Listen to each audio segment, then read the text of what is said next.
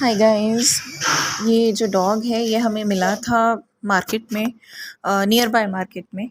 और जब हमने इसे देखा तो रेनी सीज़न था एंड हमें नहीं समझ आया कि ये जो इसके वुंड हुआ है ये डॉग फाइट की वजह से हुआ है या किसी ने इसको मारा है किसी चीज़ से, किसी शार्प एजेड चीज़ से, या कोई एसिड अटैक किया है किसी ने।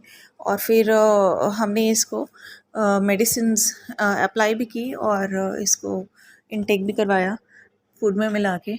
और धीरे धीरे जो डॉग है बिल्कुल रिकवर हो गया था।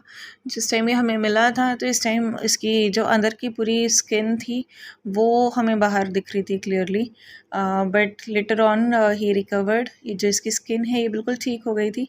कुछ टाइम ये मुझे रेगुलरली दिखता रहा तो आई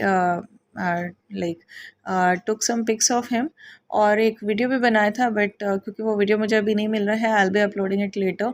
but I am really happy कि जो हमारे एफ़र्ट्स थे वो रंग लाए। और 7 to 8 डेज़ में ही इसकी जो स्किन की हीलिंग है वो अच्छे से होने लग गई थी, विजिबल चेंजेस आ गए थे और उसके बाद ये काफ़ी ठीक हो गया था। बट क्योंकि ये डॉग अब यहाँ पर इस एरिया में नहीं आता है, प्रॉब्ली ये एक्चुअली जो एरिया है मार्केट का इधर, ये काफ़ी बड़ा एरिया है। तो डॉग्स कई बार दूसरे कॉर्नर में शिफ्ट हो जाते हैं या season wise they keep on changing I think. तो उसके पहले भी ये डॉग कभी हमें नहीं दिखा था, जब इसे चोट लगी थी तभी ये दिखना स्टार्ट हुआ था। और इसके बाद भी ये डॉग नहीं दिखा है मुझे, बट आई जस्ट होप कि जहाँ भी हो अच्छा हो। और एक चीज़ मैं कहना चाहूँगी कि जब ये डॉग हमें मिला था तो मैं मार्केट में ही थी और मेरी कार के पास कोई पर्सन डंडा लेके खड़ा हुआ था और वो इस डॉग को भगा रहा था। ये डॉग मेरी कार के नीचे छिपा हुआ था। तो when I came back shop से, तो मैंने उन्हें पूछा कि क्या हुआ, तो बोले नहीं नहीं एक डॉग है आपके कार के नीचे। मैंने कहा ठीक है, मैं केयरफुली निकाल देती हूँ उसे। तो बोले नहीं नहीं नहीं नहीं वो सड़ा हुआ है उसका बहुत, और स्मेल कर रहा है एंड ऑल, और मैं डंडा लेके आया हूँ, मैं अभी उसे मार देता हूँ। तो आई सेड के आप क्यों डंडा लेके आए, मैंने आपको कहा क्या कि आप मुझे हेल्प करो या आप डंडा लेके आओ या उसे मारो, मैं उसे केयरफुली निकाल दूँगी, मैं उसे ठीक भी कर दूँगी, आप प्लीज़ ये डंडा वगैरह लेकर अपना जाओ। तो मैं इतना बिटर सा वो जो था मोमेंट था। एंड मैं लोगों को यही कहना चाहूँगी कि अगर आप किसी हेल्पलेस एनिमल को देख रहे हो तो आप एक बार को उसकी हेल्प करने की कोशिश करिए। अगर आप नहीं कर रहे हैं तो प्लीज़ उसको उसकी और दुर्गति मत करिए, उसको और परेशान मत करिए। वो ऑलरेडी इतने पेन में होते हैं, कितने दिनों से भूखे होते हैं, कितने दिनों से प्यासे होते हैं, कितने दिनों से उनको चोट लगी होती है, पेन में होते हैं, कितने सारे उन पे अटैक्स होते हैं, लोग करते हैं, दूसरे डॉग्स करते हैं, सब चीज़ें होती हैं बहुत ज़्यादा।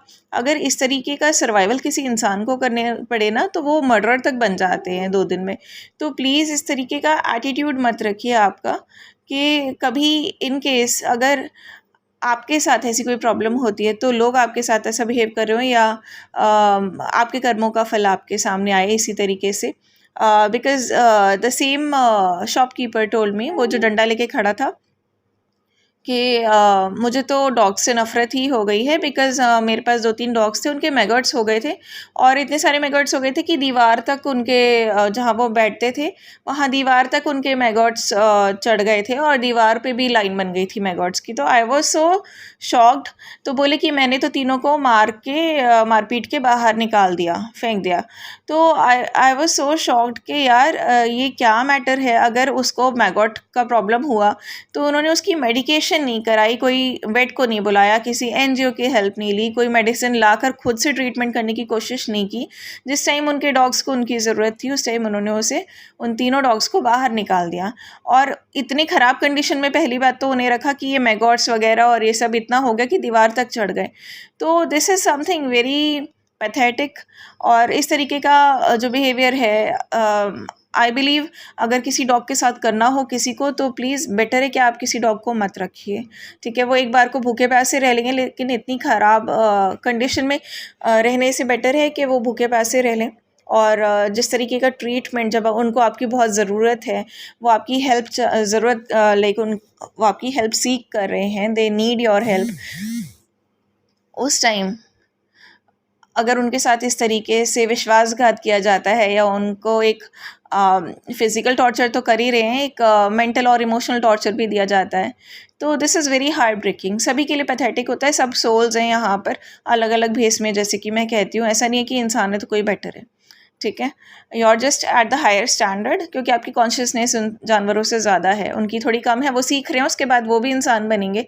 बट आई जस्ट होप कि ये वाले जो जिस तरह से हमारी जनरेशन अपने पास्ट वुंड्स कैरी करके और दूसरों पे फ्रस्ट्रेशन निकालती है, आई जस्ट होप कि जब एनिमल्स या जो बाकी की जनरेशन आएँ, जब ये इंसान बने, तो आई जस्ट होप कि इनको वो वाले वुंड्स ना हो कि ये कैरी करें और दूसरों पे फ्रस्ट्रेशन निकालें, ताकि दुनिया थोड़ी सी अच्छी हो पाए, राइट, है ना। तो दुनिया का ऑलरेडी बहुत ज़्यादा ख़राबी दुनिया में लोगों ने कर दी है अपने पास्ट ट्रॉमास को रिलीज़ ना करके।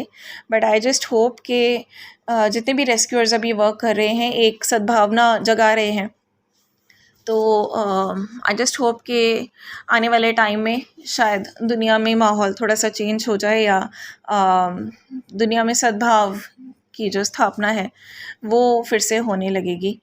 तो this is very important to share.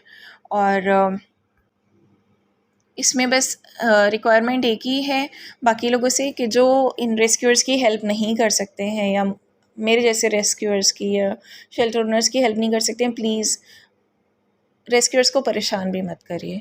Because होता क्या है कि वो अपनी पूरी सैलरी लगाते हैं, पूरी अपनी सेविंग्स लगाते हैं इनको खिलाने पिलाने में, इनकी ट्रीटमेंट में, वैक्सीनेशंस में, हर वेदर से इन्हें बचाने में, और उसके बाद इन्हें टॉर्चर किया जाता है रेस्क्यूअर्स को। तो प्लीज़ एनिमल रेस्क्यूअर्स को बख्श दीजिए, वो तो आपकी तरह ही इंसान है, एटलीस्ट आप उनका पेन तो समझ ही सकते हैं। वो बोलते भी हैं, वो बेज़ुबान नहीं होते, वो बोलते भी हैं, वो रोते भी हैं, वो रिक्वेस्ट भी करते हैं आपसे, वो लड़ाई झगड़ा भी कर लेते हैं जब आप उनसे लड़ाई झगड़ा करते हैं। बट प्लीज़ एटलीस्ट इंसान तो इंसान को बख्श दें, इतना सद्भाव तो दुनिया में रहना ही चाहिए, राइट। Thank you.